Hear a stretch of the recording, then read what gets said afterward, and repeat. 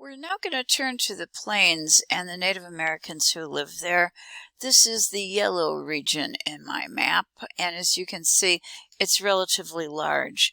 The plains stretched from, I'm going to say, west of the Mississippi River, moving to the west away from the woodlands, which we have already looked at in the east, going to the Rocky Mountains. They also, north-south, went from the southern border of Canada to the border on the western edge with Mexico. So we have a very extensive region. This is what it looks like, more or less. I've got two photographs here. It is grasslands, it's open, and it's very extensive. Once upon a time, this was the home for very large herds of buffalo, and it was buffalo that became the mainstay for Native Americans. They could survive on the meat of the animal, but they could also use all of the parts of the animal, including the hide, which they utilized for utilitarian objects, including clothing. It could be decorated, so the hide of the animal was also important. Because it was necessary to follow the herds, and the herds themselves followed the grasses, the lives of the Plains Indians tended to be nomadic or semi-nomadic. As a result of that, one group was often pushing another out of the region to take advantage of the resources that were there. In other words, there is a competition for resources and a movement of peoples. What this means is we tend not to have permanent dwellings, hence the teepee, which I think everybody's familiar with. It is a portable house, basically.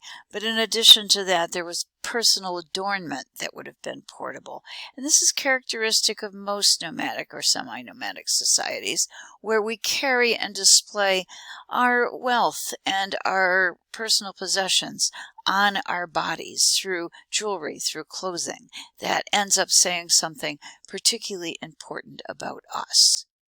This region is also important because it's a place that holds to very complex cosmology, to complex beliefs, and very long-standing traditions, essentially. The folks here are going to absorb the Mississippian cosmology, and we've already looked at that, and I think we already know that it is pretty complicated. But what they're going to do is kind of mind meld this to the life on the plains, and particularly to the life of buffalo hunters. They are going to find symbolic elements drawn from the natural world around them, and I mean everywhere. This is a world that is filled with spirits. It is a world that truly is alive. From around 1700 to somewhere before the end of the 19th century, plus or minus 1870-ish, the buffalo was the mainstay of the Native Americans living in this region. It was buffalo hunting that allowed them to thrive as well as just survive. This is partly because of the horses that migrated north. The Spanish introduced horses to the New World, and by the time we get to 1700, those horses have multiplied, they've become wild, and they've moved up north, and the Native Americans are able to capture and to tame those horses and domesticate them. It was perfect for hunting buffalo, the use of horses on the open plains and the grasslands, and this becomes kind of focus of the economy. In addition to the bow and arrow, guns are also going to be added through trade. So in this period, Native Americans will have, I'm going to say, two forms of technology that give them an advantage compared to the past. One of them is the horse, and the other would be, I guess it's a rifle, that would be used to acquire sufficient quantities of game to actually thrive for a while on the plains. This is also a particularly important region because it's a source for a number of stereotypes that we've developed in the West associated with Native American peoples, particularly peoples of the plains. This is the map that we have in our textbook located on your left. And well, I don't think it's as easy to see the plains as my last map. I think it's important because it has some names that might just easily resonate with you if you've ever watched any cowboy and western movies. It's from those movies, in fact, that I first heard these names. Just going over here, the Comanche, the Kiowa, the Cheyenne, and the Crow, just as a sampler. These are names that I think I first encountered in Old Westerns.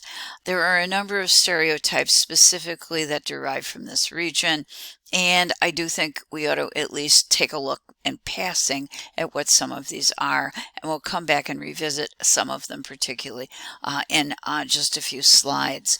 The first one, this is, and you should all recognize Edward Curtis at this point. This is Chief Joseph, and we've already looked at him, but this is Chief Joseph in his war bonnet. What I'm showing you here is actually for sale on the web today. You can go out and buy it. It is framed, and it is a print that was made from the original negative.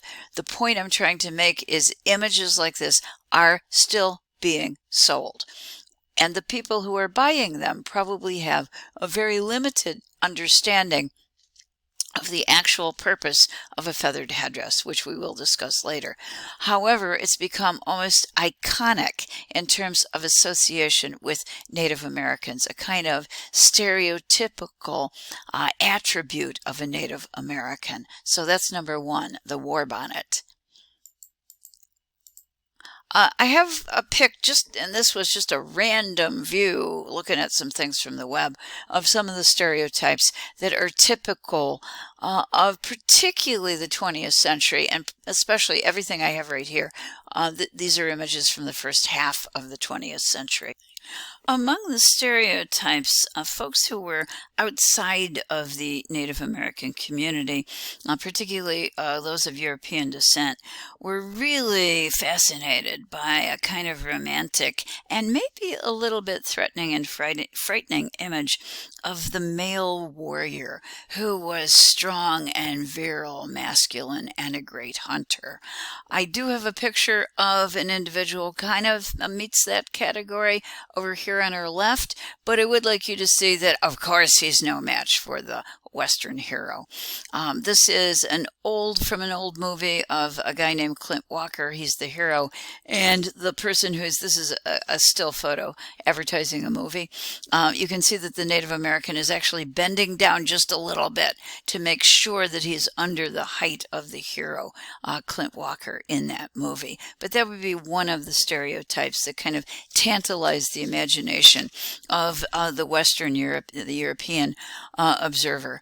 Among the other stereotypes, I think you might or might not be as familiar with them. One of them is the sexy maiden, and she's located up in the top right of our screen.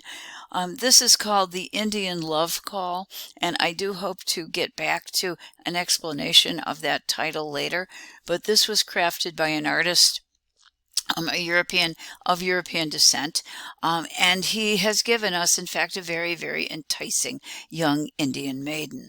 My last stereotype that was very easy to find is the wise old Indian, and the image on the bottom does depict a Native American. This is again from a movie, a very early movie in the career of John Wayne. You might have at least heard his name. So this is a very young John Wayne. The old Indian is shown here, and typically the older Indian will appear in movies as a wise old Indian. Nevertheless, this wise old Indian ends up being highly ineffective. He can't change anything. And at the end of the day, he presents himself as unsophisticated.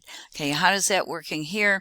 Well, he's showing up a sign language to the character John Wayne, and that is an indication, literally, that the white community is speaking with a forked tongue. In other words, the old Indian is being lied to. And clearly he's recognizing that he's being lied to. He is wise, but he cannot do anything about it. And he's unsophisticated because he can't speak English. That is the perception that was conveyed by an image like this.